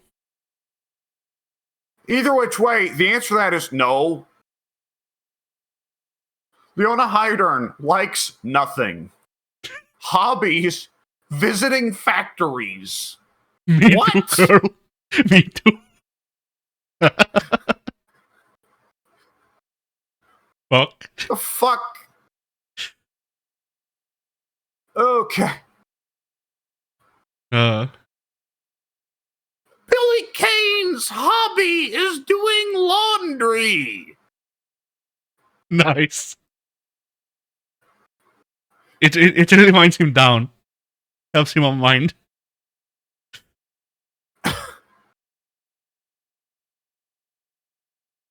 And okay, I'll keep going for a little bit. I can't go because there's too many SNK characters. I can't go forever. Yeah. Oh, Andy, you're so boring. Hobby training. Fuck off. You're gonna say hobby trains. He just really likes trains. That'd actually be pretty entertaining. Yeah. I mean, then there would be at least 15 fucking theories that Andy Bogart is secretly autistic. Joe Higashi likes himself. Yeah. Hobby, drunken brawling. Okay. Special skill, seduction, and then in brackets, 99% success rate. On himself. 99%. Do you know how many women you have to seduce to get to that kind of number? Upwards of 100. Because you have to. You mean 2? I know that would be 50. You're right. Yeah, because they would have to be a 50-50 ratio. The way percents work, the only way you could get up to that number is at least 100. Because otherwise, that's too specific of an integer. Yeah. Like he could have a 90% success ratio if he asked out 10 women and 9 accepted. What the fuck, Joe? Joe hits the ladies with the would you rather have $1 or 2. Yeah. And the ladies just instantly rip off their clothes and go, take me now. Yeah, all of them except Lily Kane. Except Lily Kane. There we go. Billy Kane's the one who rips his clothes off and goes, take me now. Yeah, take me to the outside so I can beat you up. Robert, collecting automobiles. Sushi. Yuri. Yep, makes sense. Hobbies, making futuristic concept cars. Since when does Robert make cars? I don't know. I would have left if his hobbies was just being rich. That's a hobby now, I guess. I was thinking you were going to say his hobbies: riding cars, riding Yuri. Maybe. Oh, Takuma, God bless you. Likes his children. Wait. God bless you, Takuma. Kyo's hobby is writing poetry. I don't believe him. See, I can see that just because him and Iori are fucked up people. They are very weird. They're not normal. They are genetic freaks by every sense. Yeah. So I can see Kyo writing poetry and being shit at it probably. And Iori's is probably fucking cooking. And I can see that too. God, isn't he a rock vocalist? I don't know. I know that he takes care of stray cats. But oh, I remember that. Benimaru's mom is American? I don't know. I would not have said Benimaru was half white. Benimaru's likes, by the way. Benimaru is himself. Benimaru is half white and half gay. He's the gayest straight man. Yeah. Benimaru's likes are himself and being the center of attention. Yeah, checks out. Yeah.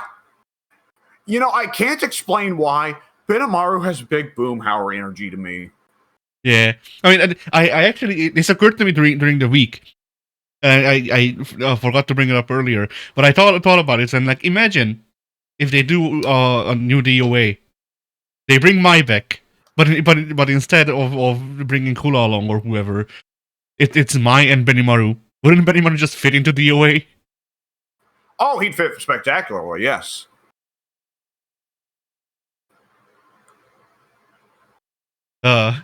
He's just the right amount of fuckboy. Diamond's likes Japanese clogs. Okay. I guess that's supposed to be his the shoes he wears that make the click clack noises when he runs. Yeah.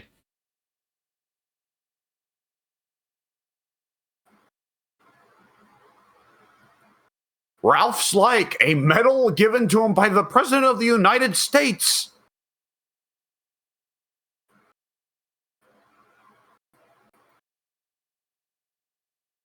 Clark's likes his sunglasses. Yeah. Nice. Clark's likes his sunglasses. Rolling that cradle. Glue. Yeah.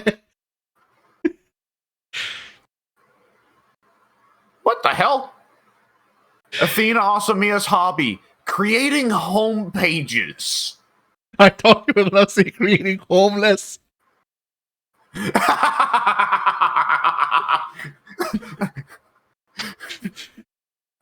She just knocks on your door. I'd advise you to get out of your house now. Well, why? Because I'm about to blow it up. Yeah. I need more power to defeat the lead here. I need more power to defeat Orochi.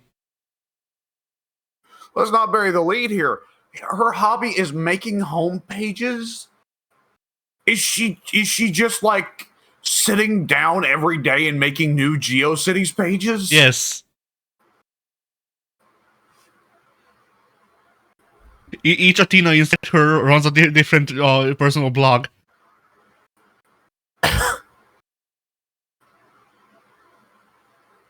This may surprise you. Chin Gensai likes liquor. Yeah.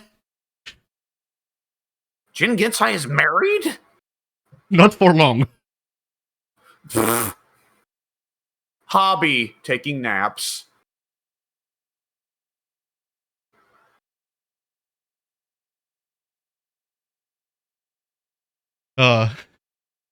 What's Kim's? Because Oh, he's not gonna be either very boring or very weird. There's no in between. Oh, well. Classic Kim. Here's Kim's answer. Likes his wife and children. Yeah. I love my unnamed wife. Yeah. The Dong Mother. Yeah.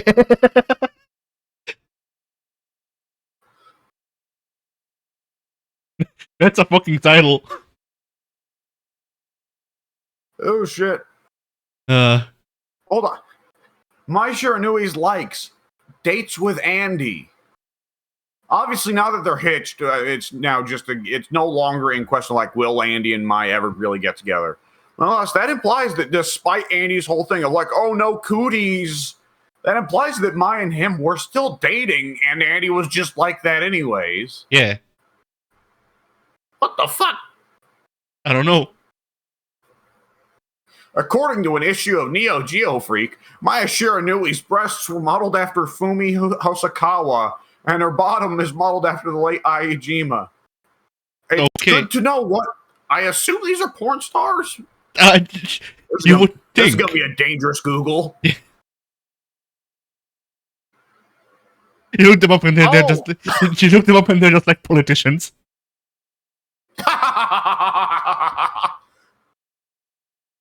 Okay, let's see. Okay. Oh, yep. Yep. Yeah, okay. Yep, that makes sense. That's exactly what you'd expect. Okay. My Shiranubi's hobby in the Real Bout series, dieting. Okay. I don't know why, but alright.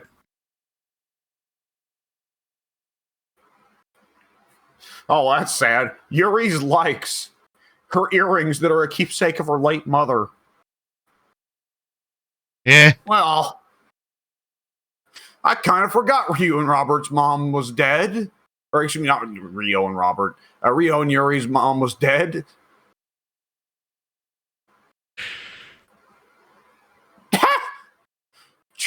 Chong Kohan's hobby, or like, actually, Chong Kohan's like destruction. I'm surprised they didn't write food. Yeah. Okay. I'll just stick to the 94 roster for now, and I'll go over to Iori, and then I'll stop. Choi will be fucked. He has to be. Something stupid. It was just cutting things, so I didn't mention it, because, like, yeah, it's Choi. Yeah.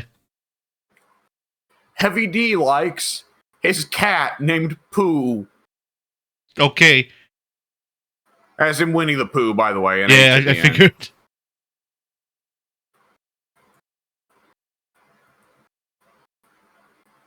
see.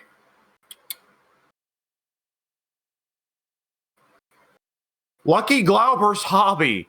Participating in competitions via postcard?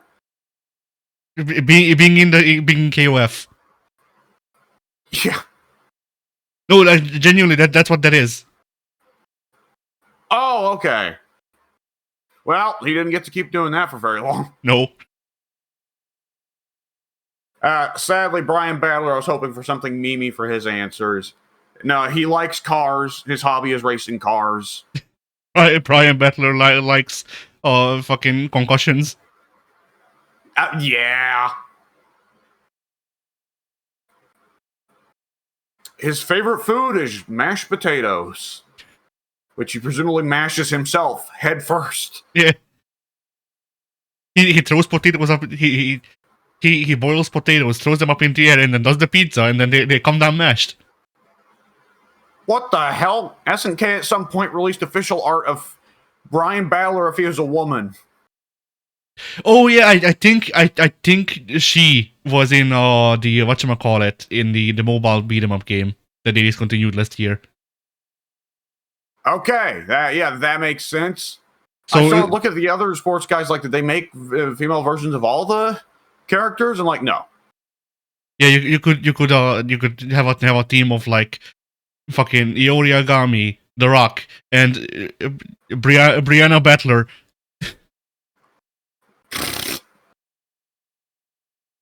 First thing she done in Southtown, I think. What the hell? Iori. Apparently, him being a musician, a guitarist, is his job. His likes are his ring, his watch, his girlfriend, his necklace, his vintage guitar, his cats, and his new girlfriend.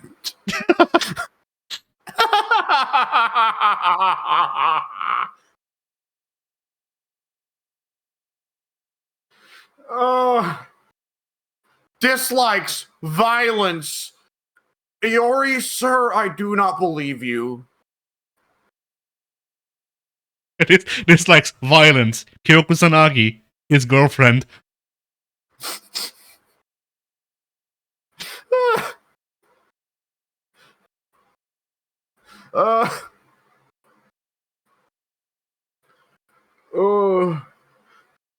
Somehow it's not terribly difficult for me to buy Iori as Mr. Adulterer Ladies Man. See, like it's one of those things. But like, if it was just his girlfriend, I would have called that out because I can't believe Iori having a girlfriend. But then it said his new girlfriend, and I went, okay, yeah, I can buy that one though. Like I can buy him having groupies. I can buy him having a stable relationship. No, he's kind of a fuck up. All right. Well, I think it's appropriate after all that to say that fighting games were, unless there's something you wanted to particularly get in. Yeah, no, I think it's fine if we wrap up. So, I suppose fighting games were. Oh,